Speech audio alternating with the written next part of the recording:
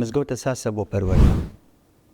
مزگەوتەکان کە تۆ ئەڵێی ئەبڕۆ مزگەوت و لەوانە نوێژەکە دەکەیت و لەوێتر هەموو فەرزەکانی ئاین بتوانیت ئەتر ئەوەی کە پێویستی ناو مزگەوتەکە و نوێژ تەنها مزگەوت و کۆکردنەوەی خەڵک لە ناو مزگەوت تەنها بۆ ئەوە نییە. بەشە سەرێکەکەی بۆ پەروەردەکردنیانە، بۆ چاکردنی مجتەمەعە. ئێمە لە سەردەمێکە هین ئێساکە انحرافی سلوکی، انحرافی فکری لە ناو کۆمەڵگای عێراقی و کوردستانی زۆر بووە. انحراف هەیە. مزگەوتەکان دەتوانن ئەو ڕۆڵە ببینن ئەو انحرافە فکری و سلوکی کە ئەمڕۆکە هەستی پێەکەین هەر لە سۆشیال میدیاکان و تەماشایکە چاکیکەنەوە.